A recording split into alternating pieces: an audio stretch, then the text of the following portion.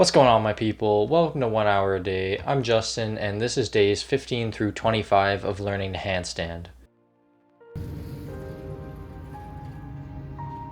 This is a process of falling over at least 500 times before actually getting good at this skill.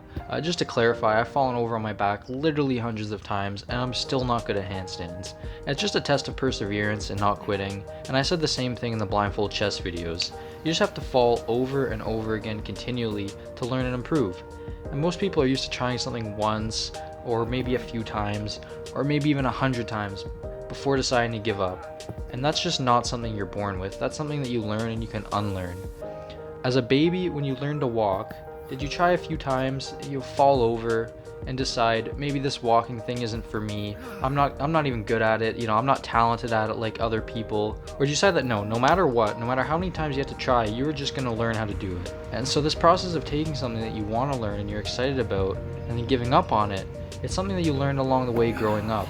And it's something that you can change, right? Just commit to learning something small that excites you. Whether that's just committing to learning a new dish that kind of intimidates you, or whatever it is that you think of when I say learn something new that you're excited about, because there's something there that you've wanted to learn. And just take something small and work at it and commit to learning it no matter how hard it gets. And what will happen is you'll get a little bit better at committing to your goals and the things that you want to do. And then you do it again, maybe with something a little more challenging. And you do it repeatedly over months and years, and you'll build the habit of sticking through to the things you want to do. And that's huge. As Aristotle said, we are what we repeatedly do. Excellence, then, is not an act, but a habit. But what do you do when you're committed to your goal, but you're not making progress over an extended period of time?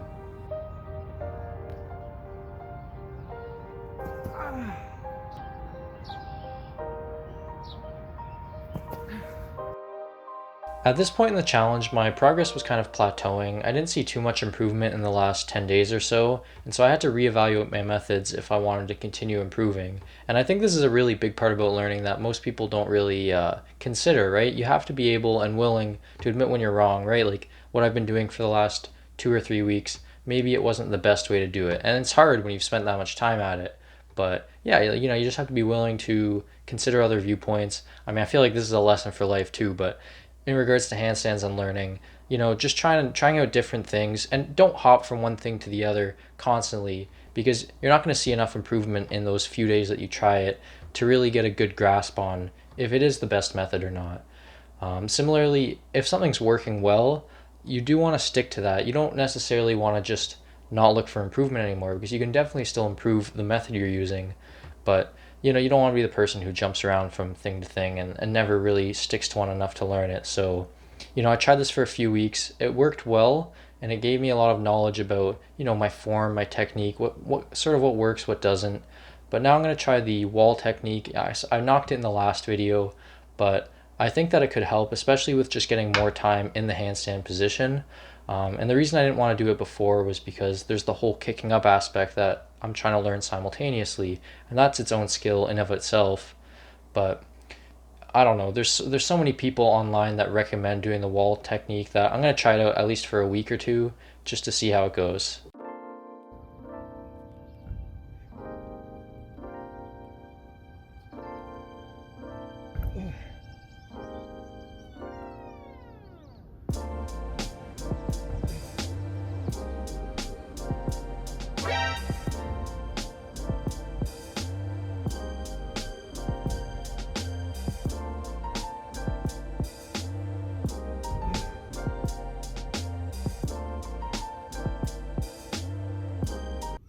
Yeah.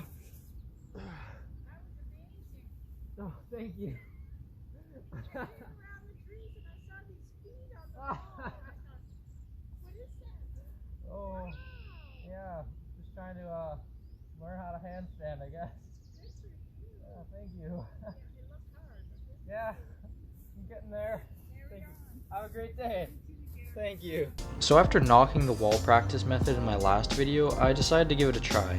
Right away I noticed the increase in wrist pain as I was holding the handstand position for much longer, and I took breaks as needed and I just continued trying at it.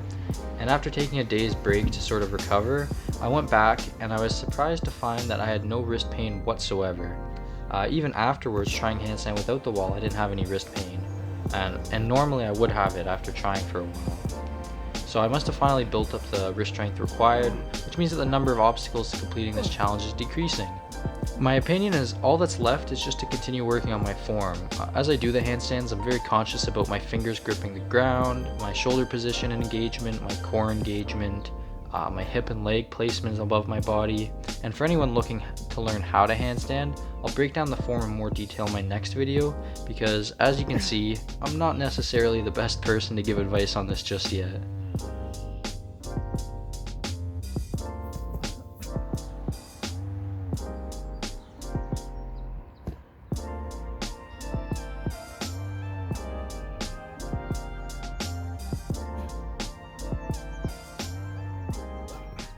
So it's not crazy long, but that is the longest handstand I've held so far. So now I sort of have a choice, do I want to continue working towards the perfect form, or do I want to try to just see results quickly with the banana handstand? And I'm just going to go towards the perfect form. That's what I've been working towards. And there's really no reason to take a shortcut when you're working towards learning something new. I mean, you're sort of just setting yourself back in the future. So that's what I'm going to be doing. That's what I'm going to do moving forward. That's what I'm going to be. That's what I'm going to be doing moving forward. Jesus. I've still been working on the visualization on my off days, but I'm going to start doing it less often now that my strength is increasing.